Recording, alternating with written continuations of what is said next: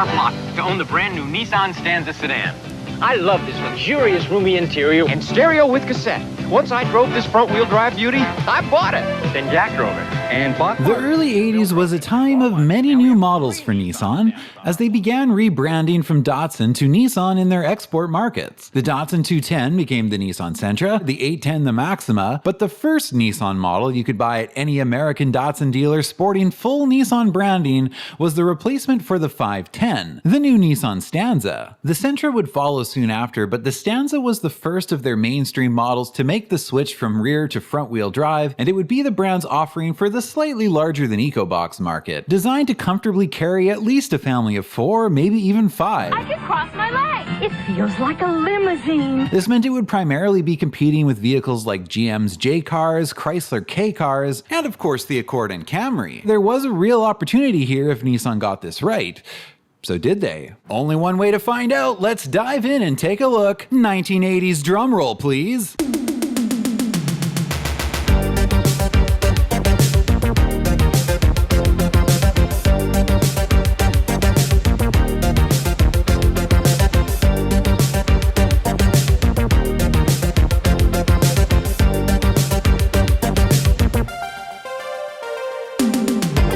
For the 1982 model year, the Stanza comes in 2 body styles, 2 or 4-door sedans. However, if you've watched some of my other Nissan Datsun videos, then you know that sedan is a term Nissan often uses to describe, well, anything, hatchbacks included. And this is the case here. Both 2 and 4 doors are actually hatchbacks. True sedan models won't be around for another year. From a 2026 perspective, these things obviously look quite boxy and square, but they were considered aerodynamic and modern looking by early 80s standards. I can't say it looks very unique, but then again, this is a family sedan designed for the masses, so maybe that's the point. Let's look inside, because that's actually more important on a car like this, I think. Is it comfortable? Is it functional? How well equipped is it? It feels like a limousine. I doubt that. The interior should be fine for most families of 4, at least by 1982 standards. Remember, it wasn't yet expected by the masses for your kids to have their own climate controls, built-in TV screens, or USB-C chargers for their iPads and vapes. If you smoked in the 80s, you smoked real cigarettes, and ashtrays were provided for front and rear passengers alike. Both 2 and 4-door models came in 2 trim levels, the basic deluxe and the upper XE trim. The dash has a nice, clean, logical layout, although there are a few slightly unusual touches for the time. The rear defroster and wiper controls were rocker switches, and climate control modes were set with push buttons. The analog gauge cluster is good, especially on the XE trim, which gives you a full complement of analog gauges. I wasn't expecting that from a car in this class. XE models also come with a standard digital clock and an AM/FM stereo. Deluxe models lose the John Davis gauges and the tach. The radio is an option, and these base level cars come with manual steering, an analog clock, more conventional slider climate controls, a left side mirror only, and a rear seat back that folds down in one piece. Some features the XE model adds include power steering, a split folding rear seat back, a passenger side mirror, the rear wiper and washer, and don't let me sleep on my favorite upscale touches, hubcaps, beauty rings, and white walls. Looking good. Under the hood is the CA20S, utilizing Nissan's twin-plug NAPS-X anti-pollution system. One thing I find cool about these older, early 80s reviews is back then they actually used to rate things like engine serviceability. John Davis said the Stanza's engine serviceability was pretty good, excluding the accessory belts, which were a pain. As far as this engine's power ratings go, for the American market, this early carbureted version was rated at 88 horsepower and 112 pound-feet of torque. I've got power for passing. Most test drivers gave it a pretty dull review, but it's not trying to be a fun car. It's just trying to be a car. The standard transmission is a 5-speed manual, but there is an optional 3-speed automatic, and brakes are front disc rear drum. Stanzas have McPherson struts up front and independent rear suspension as well. Midway through 1983, Nissan adds a sedan model, a real sedan this time, and it comes in a GL trim, which is pretty much equivalent to the XE hatchback trims. And by 1984, the base deluxe hatch models were actually dropped. GL sedans get full instrumentation like the SC, and they also get power windows and door locks, plus nicer velour upholstery. I think it's a nice conservatively styled sedan, but if you ever see a Stanza sedan that looks like this, it's a rare bird because they only made them like this for about half a year. The first cosmetic update comes for 1984. The main difference is a new front end with different clear side marker lights and a new grille. The taillights have been updated as well. Now I think this new front end looks fine, the only thing is they made it look almost exactly like the Sentra front end. I'm never a fan of multiple models sharing the same front end, and honestly, it wouldn't surprise me if most people just saw these things and thought they were Sentras now. Okay sir, well if you're looking for something that's a step up from our basic Sentra model, let me show you our new Stanza model. It's got a larger 2-liter engine that's fuel injected for 1984. Hey, don't try and fool me with your salesman games. I can clearly see it's the same damn car. No, it's just got similar front end styling. If you look inside, forget it man, I ain't falling for it. Screw this, I'm going to Toyota. Another sale lost to Toyota. You know you were showing him a Sentra, right? What? Yeah, the Stanza's parked over on the other side, behind the ZX.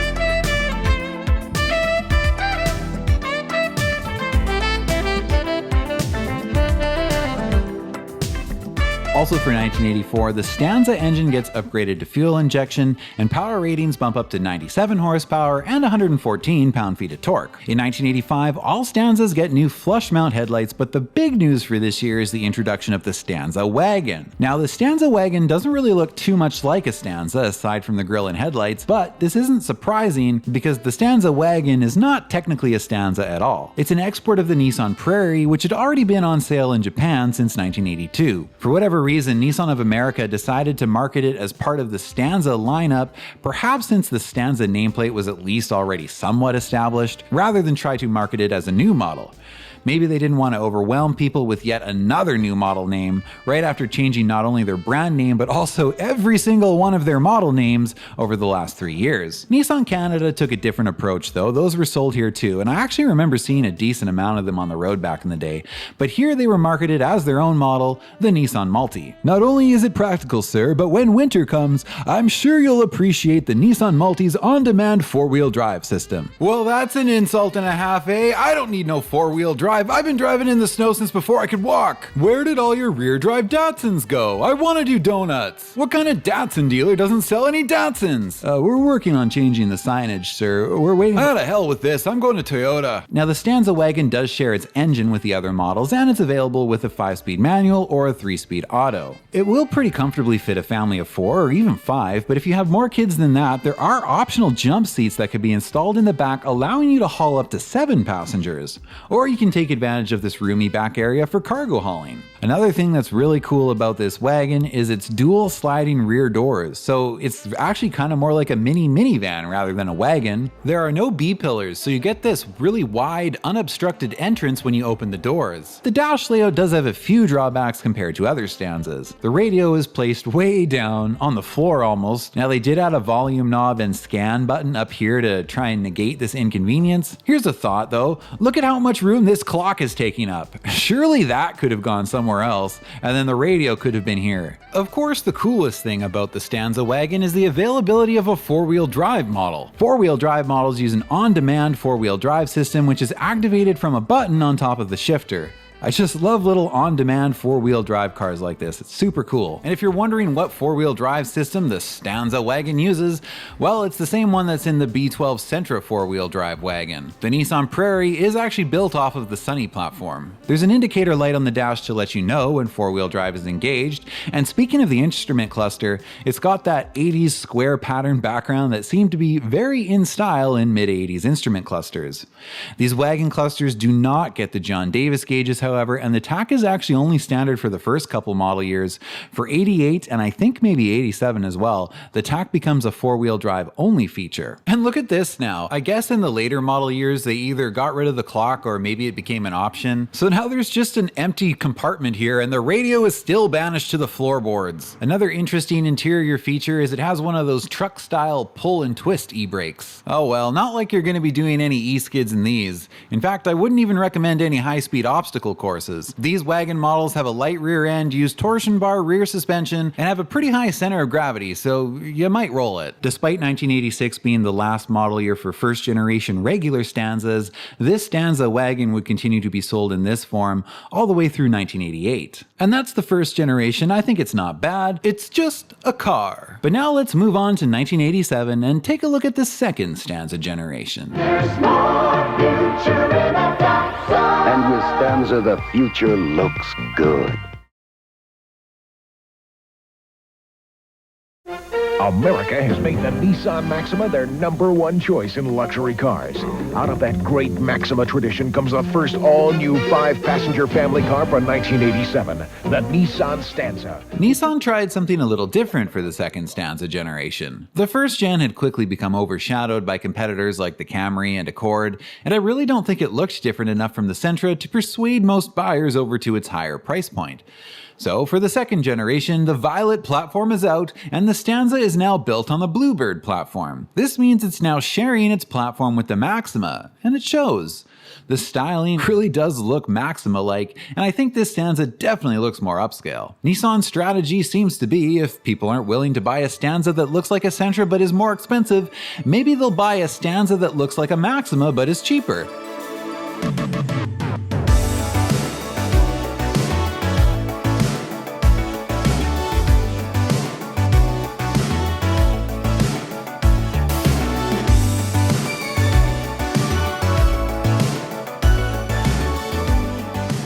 As would be expected with this platform switch, this Stanza is bigger than last year, but it's still about 4 inches shorter than a Maxima in overall length. It does share the Maxima's 100.4-inch wheelbase though. Excluding the Prairie-based wagon, the Stanza is now sold in 3 versions: a base 4-door sedan called the E-Trim, a mid-XE grade 5-door hatchback, and the top-level GXE sedan. The new interior is pretty nice. Very plush looking seats and fairly upscale for a car in its class, a good mid-grade step between the Sentra and the Maxima. The instrument cluster has good large analog gauges, but voltmeter and oil pressure readouts are no longer provided. Only the base E sedan lacks a tach, and in its place you'll find a large analog clock. The top-level GXE trim is quite well equipped with power windows and door locks, cruise control, and an FM stereo with cassette deck as standard equipment. XE and above trims are provided with power mirrors, a digital clock, plus a rear wiper and cargo cover on the hatch model. A tilt steering column is standard on all trims, and air conditioning is optional across the board. Despite sharing the new Maxima's platform, this Stanza continues to use the same 2-liter 4-cylinder from last year with the same power rating. I've got power for passing. I guess there wasn't any money left over for a new engine. We spent all our money on rebranding. But don't you talk shit, you just did the same thing. A 5-speed manual remains the standard transmission, and the optional auto is now a 4-speed. The XE 5-door ended up being a pretty rare 1-year-only model, as it's dropped for 1988. A slight refresh is done for 1989, giving the Stanza a new grille and different taillights.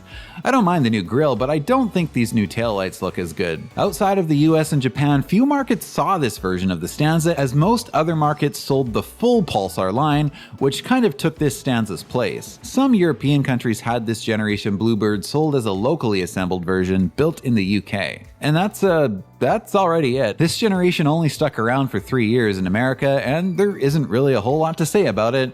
It's just a car. What I want to know is, did anyone actually buy these? I don't think I've ever seen one. Nissan has one more Stanza generation up their sleeve though, so let's take a look at that one. Nissan's introduced more new cars in a year than anyone in history, plus a whole new attitude. We got the power to make you move. We make you feel like driving. And the name is Nissan.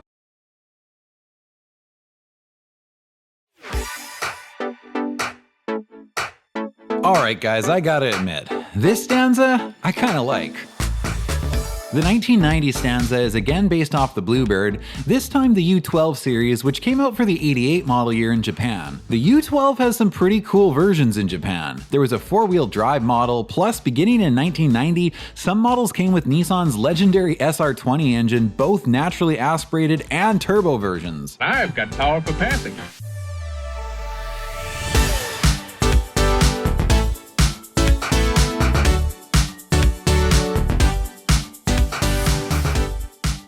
Of course, we didn't get any of that in North America. As per usual, we got a much more basic version here, but I actually think it's still kind of a cool car. All North American Stanzas come with the KA24E, the same engine you'll find in an early model year 240SX, as well as Pathfinders and hardbodies. It's a good engine, and in the Stanza, it's rated at 138 horsepower and 148 pound-feet of torque, which gives it more power than a 626, a 4-cylinder Camry, and even an Accord. It still comes in a 5-speed manual or the optional 4-speed auto and is available in 2 trims, XE or GXE. GXE models now have 4-wheel disc brakes with ABS as an option, and here's something cool we did get. GXE models have a viscous limited slip. Other touches the GXE trim adds include alloy wheels, a rear seat armrest, velour cloth, AC, map lights, a cassette radio, a power antenna, as well as power mirrors, windows, and door locks. The power options can be added to the XE as an option package. A power glass sunroof and two-tone paint are options on the GXE. Yeah, it's got pretty conservative exterior styling, but I kinda like it. I think this is definitely the best looking Stanza generation by far. This is a Stanza you're definitely not going to confuse with a Sentra or a Maxima. It's its own thing. I also like the dash design and layout. This was a pretty good era for Nissan interiors in my opinion. The instrument cluster is decent, but you know what's coming. Gauges are handsome and easy to read, but they're not complete. Then again, neither are those in most BMWs. The TAC is GXE only, and this time the lower model doesn't even get a clock to take its place, just an empty blank, staring at you as if to remind you that you did not spend as much money as Nissan wanted you to. For the first time, rear seats do not fold down at all. Trunk room is still pretty decent for a car in this class though. I couldn't find any sales numbers for Stanzas, so what I'm about to say is purely subjective, but while I did see a decent number of these Stanzas on the road back in the day, it still didn't seem to me like it sold anywhere near the same numbers as the Accord or Camry, despite Nissan's best efforts to convince the public the Stanza was the better choice. So, you buying a new car? Yeah. Looked at a Nissan Stanza? No. Why? I'm getting a Camry. Stanza has more horsepower. Yeah? Want to test drive a Stanza? No. Why? I'm getting a Camry. Come on, take a test drive. If you buy a Camry, we'll give you $100. Why? Well, we think once you drive a Stanza, you won't want a Camry. Okay, sir, so now that you've given the new Stanza a test drive, shall we sit down and do some paperwork? No. Why not? I'm buying a Camry. Now give me my $100. I need it for my Camry down payment.